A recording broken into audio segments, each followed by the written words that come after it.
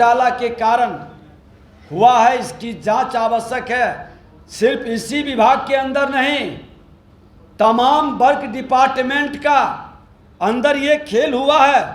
और मैं बता दूं कि कई परत अब खुलेंगे। नमस्कार, आप न्यूज फाउंडेशन देख रहे हैं। मैं हूं आपके साथ वंदना।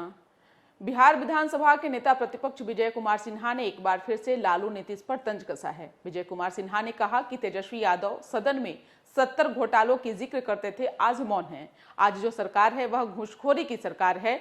यही नहीं, विजय सिन्हा ने आगे कहा कि अगुवानी घाट पुल का विभागीय जांच कराकर जो है सरकार खानापूर्ति कर रही है। कमीशन खोर सरकार है। सरकार बिहार के सभी पुलों की जांच कराए और पुल का लाइफ कितने दिनों का है लोगों को बताए। आगे हम आपको छोड़े जाते हैं कि क्या कुछ कहना है नेता प्रतिपक्ष विजय कुमार सिन्हा का। घोटाला के कारण हुआ है, इसकी जांच आवश्यक है। सिर्फ इसी विभाग के अंदर नहीं, तमाम वर्क डिपार्टमेंट का अंदर ये खेल हुआ है। और मैं बता दूं कि कई परत अब खुलेंगे। मैं तो बिहार की जनता से भी अपील करना चाहता हूं कि बिहार के अंदर खास करके विकास में जो घोटाला और भ्रष्टाचार की जानकारी की साक्ष्य है, विपक्ष के जिम्मेवारी हमारी है। आप उपलब्ध कराएंगे, सरकार को उस जिम्मेवारी के साथ जवाब देने के लिए बाध्य करेंगे। और उन जनता की सूचना पर सरकार को थोड़ी सी भी नैतिकता बची है। भ्रष्टाचार में जीरो टॉलरेंस की बात करती है तो स्पष्ट तौर पर इन तमाम प्रश्नों का जवाब दे। और इनकी संलिप्तता अगर जो इसमें नहीं है तो सीबीआई से जांच कराए सरकार। और सीबीआई से जांच कराने के बजाय फिर देखिएगा बहुत जल्दी पहले भवन निर्माण विभाग में आग लगा था और आरडब्ल्यूडी का सारा फाइल जल गया। अब पथ निर्माण विभाग में भी आग लगेगा और उसका भी फाइल जलेगा। जांच कमेटी बनेगी, रिपोर्ट नहीं आएगा। ये भ्रष्टाचार का बड़ा खेल बिहार के अंदर चल रहा है।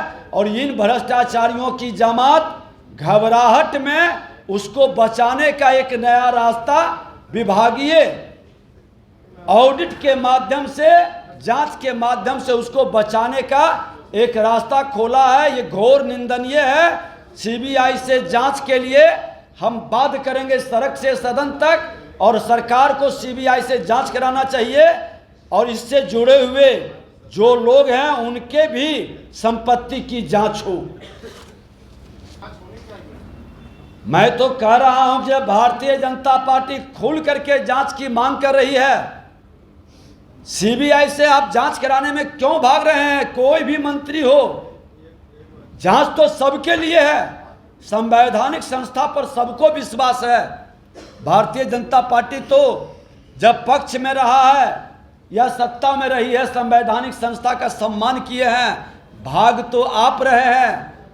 उन्हीं के उप मुख्यमंत्री जी 70 घोटाला सदन में आप लहराते थे।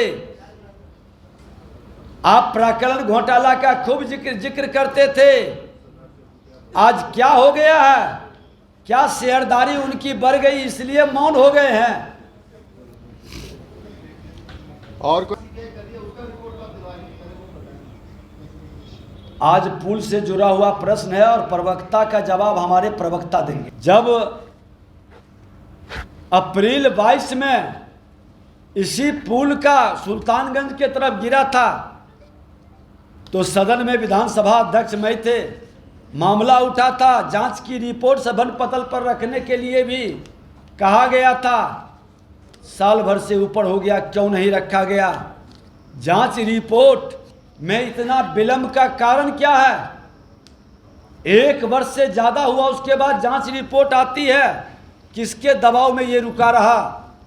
और उसके बाद आप उसी कंपनी को महात्मा गांधी सेतु 17,094 करोड़ की लागत से दिया गया। शेरपुर दिघवारा 6 लेन पुल 3012 करोड़ की लागत से दिया गया। नया विक्रमशिला पुल 998 करोड़ की लागत से उनको फिर मिला। मोकामा पुल 1161 करोड़ की लागत से मिला। और 700 करोड़ का जो अगवानी घाट सुल्तानगंज पुल था, उस 1717 करोड़ तक कैसे पहुंचा? समय पर बनाए नहीं, एक्सटेंशन, प्राक्कलन में संशोधन। आखिर किसके इशारा पर यह खेल हुआ है, ये तो बताना पड़ेगा।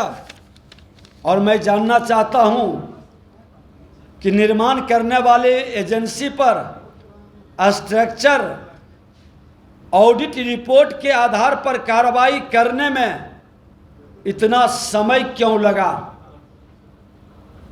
उनके तकनीकी विभाग के लोग कर क्या रहे थे? और अब तो सच्चाई ये है कि ऑडिट के नाम पर समय बिताने की चाल और बचने का खेल मुख्यमंत्री जी आपने शुरू कर दिया है।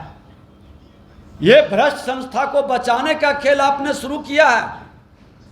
निर्माण कार्य में देखरेख करने वाले तकनीकी अभियंता और पदाधिकारी की सूची सरकार जारी करे और उनकी संपत्ति की भी जांच करा ले।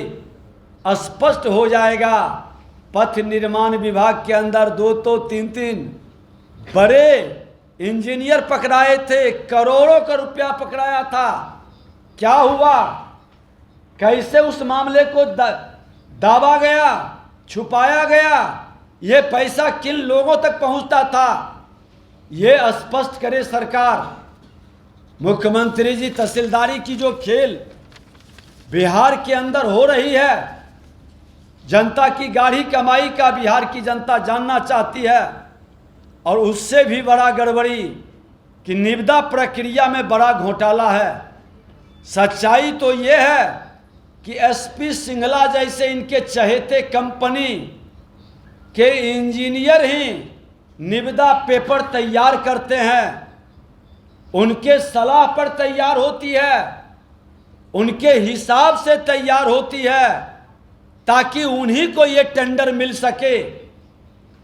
और प्राक्कलन इतना रिच बनाया जाता है कि अगर जो वो 25% लेस पर भी ले तो उनको घाटा नहीं होगा। दूसरे लोग हिम्मत ही नहीं जुटा पाएंगे। आज भागलपुर का प्राक्कलन इतना रिच बना कि 25% लेस पर लिया गया है।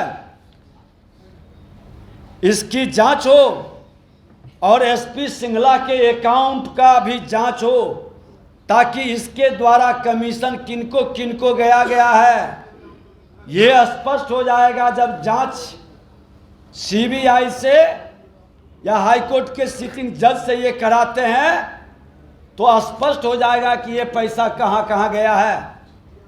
सरकार में बैठे किन किन लोगों के जिम्मे ये घोटाला का पैसा गया है।